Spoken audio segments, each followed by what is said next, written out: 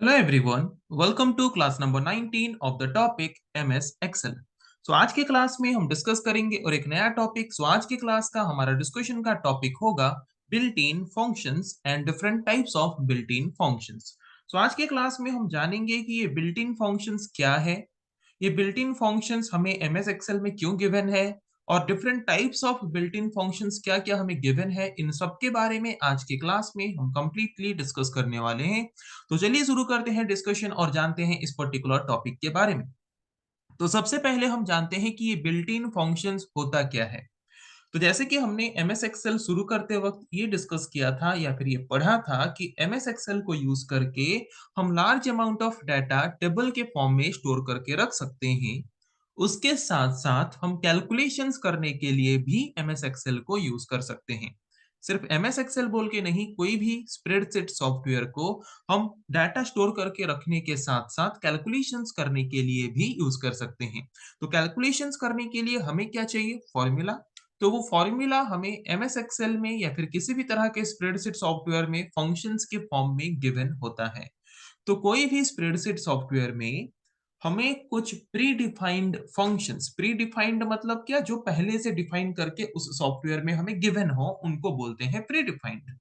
तो कोई भी स्प्रेडशीट सॉफ्टवेयर में, जैसे कि एमएस एक्सेल जैसे कोई भी स्प्रेडशीट सॉफ्टवेयर में, अगर हमें कुछ प्री डिफाइंड फंक्शंस पहले से प्रोवाइड किए गए होते हैं जिनको यूज करके हम डिफरेंट टाइप ऑफ कैलकुलेशंस कर सकते हैं, उन प्री डिफाइंड फंक्शंस को हम बोलते हैं बिल्ट इन फंक्शन।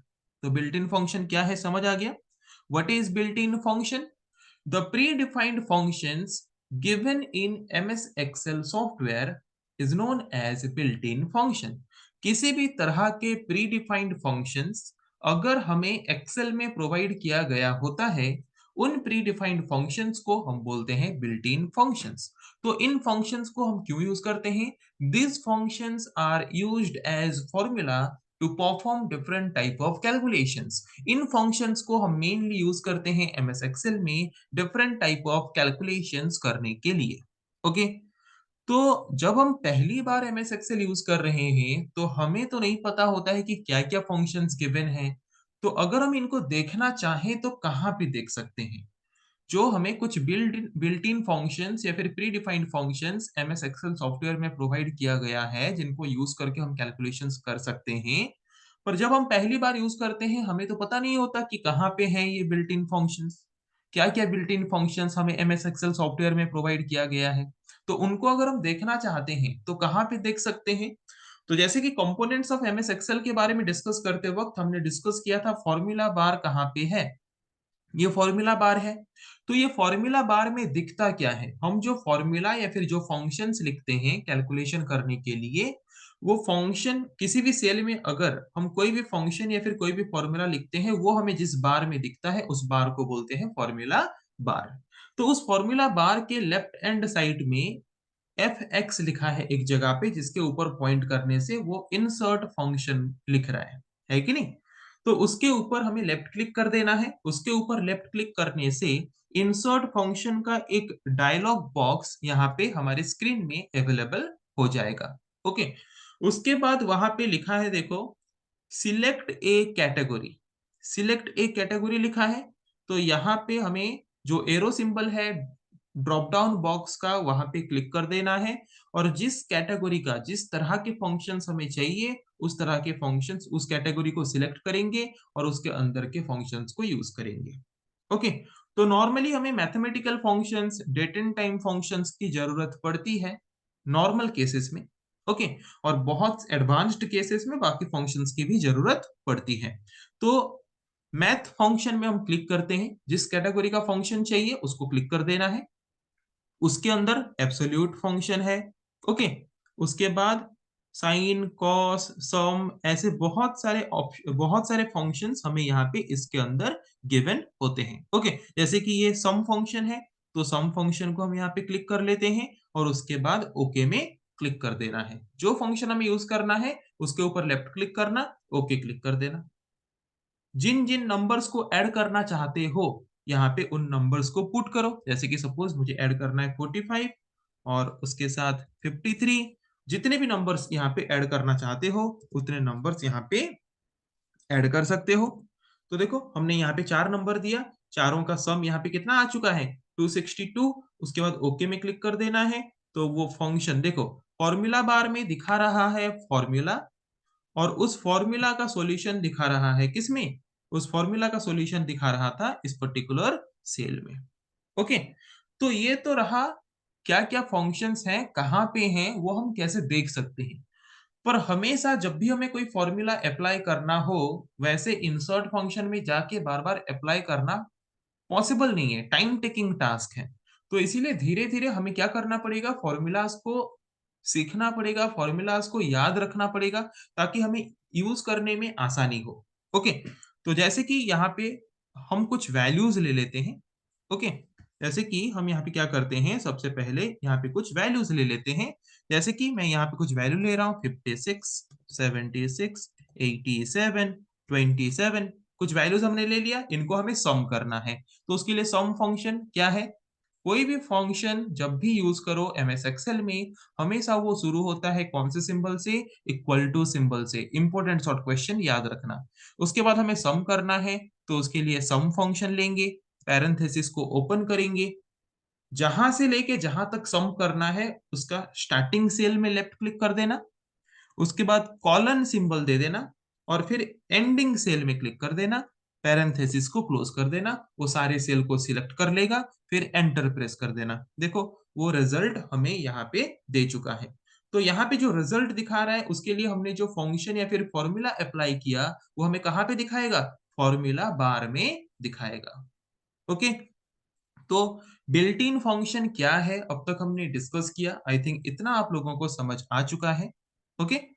तो अभी हम देखेंगे different types of built in functions which is commonly used in MS Excel. MS Excel में जितने भी बिल्ट इन फंक्शंस गिवन हैं, उनमें से जो मोस्ट कॉमनली यूज्ड मतलब जो बहुत ज्यादा यूज होने वाले फंक्शंस हैं, बिल्ट इन फंक्शंस, उनके बारे में आज के क्लास में हम कवर करने वाले हैं। ओके, तो चलिए शुरू करते हैं डिस्कशन और एक-एक करके कवर करते हैं। तो सबसे पहले हम कवर करेंगे कुछ टेक्स्ट फंक्शंस के बारे में, जैसे कि हमने इंसर्ट फंक्शन में क्लिक करने के बाद जो इंसर्ट फंक्शन का डायलॉग बॉक्स आया था, तो इंसर्ट फंक्शन का जो यहाँ पे डायलॉग बॉक्स आया था, राइट? इंसर्ट फंक्शन का यहाँ पे जो डायलॉग बॉक्स आया था, यहाँ पे एक टेक्स्ट फंक्शन का कैटेगरी होगा। देखो, ये टेक्स्ट का कैटेगरी है, इसमें क्लिक कर दो। इसमें बहुत सारे फंक्शंस हैं, पर जो मोस्ट कॉमनली यूज्ड फंक्शंस हैं, हम उनके बारे में डिस्कस करेंगे।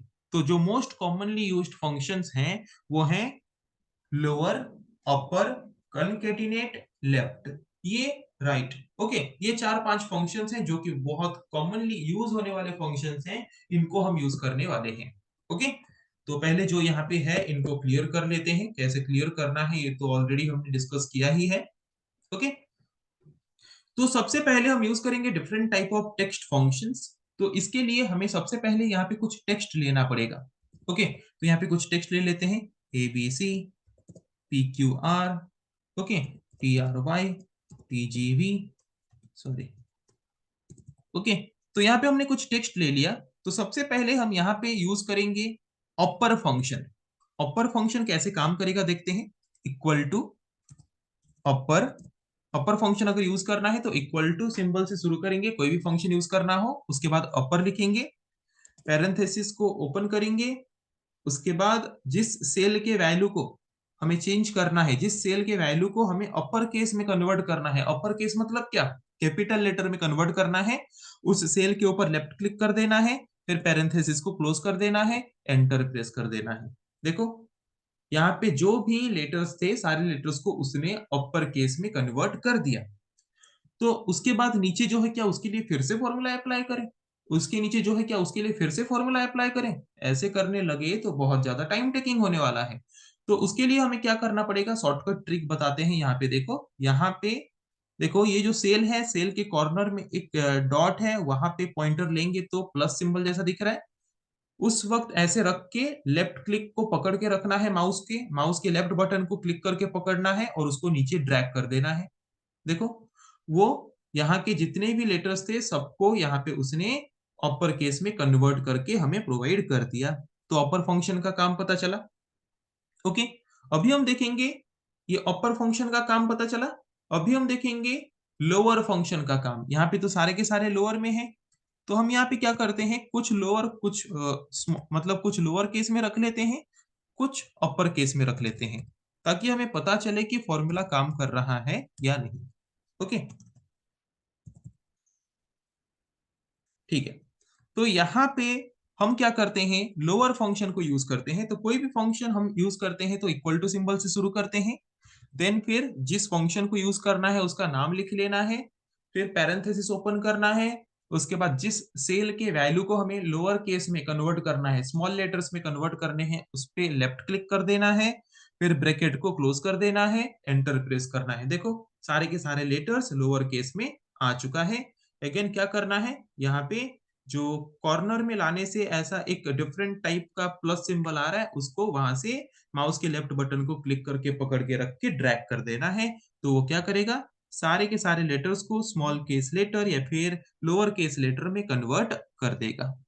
ओके, उसके बाद हम देखेंगे कनकेटिनेट। क्या देखेंगे, उसके बाद हम देखेंगे कनकेटिनेट फंक्शन का काम। तो पहले इनको क्लियर कर लेते हैं, उसके बाद जाएंगे कनकेटिनेट फंक्शन के पास। तो यहाँ पे और कुछ ले लेते हैं।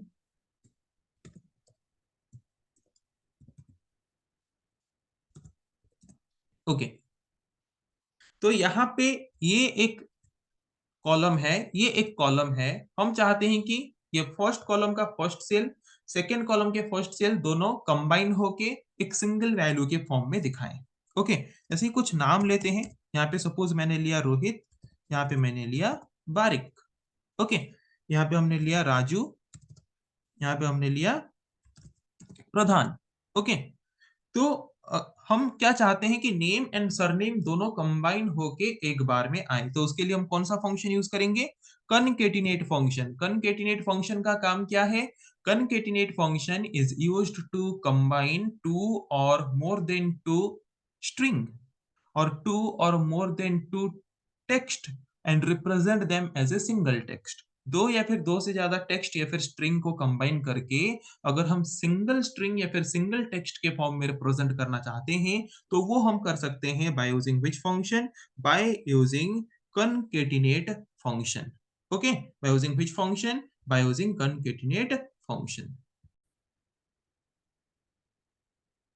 ओके, तो concatenate फंक्शन को यहाँ पे लिखते हैं, concatenate फंक्शन। concatenate पूरा लिखना है, उसके बाद पैरेंथेसिस को ओपन करना है।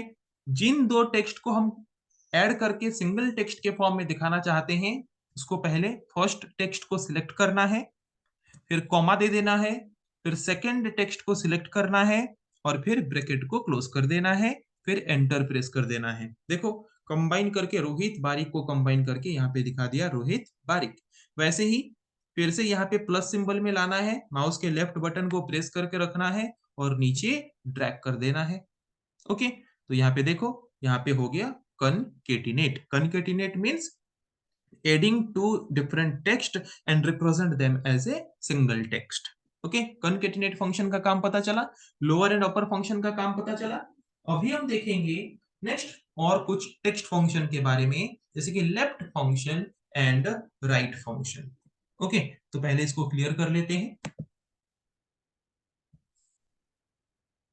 तो लेफ्ट फंक्शन का काम क्या है, लेफ्ट फंक्शन का काम है एक पर्टिकुलर टेक्स्ट, सपोज हमारे पास कुछ टेक्स्ट है, उस टेक्स्ट के लेफ्ट साइड से हम कुछ स्पेसिफिक नंबर ऑफ लेटर्स को ही देखना चाहते हैं, कुछ स्पेसिफिक नंबर ऑफ कैरेक्टर्स को ही देखना चाहते हैं, तो तब हम यूज करेंगे लेफ्ट फंक्शन।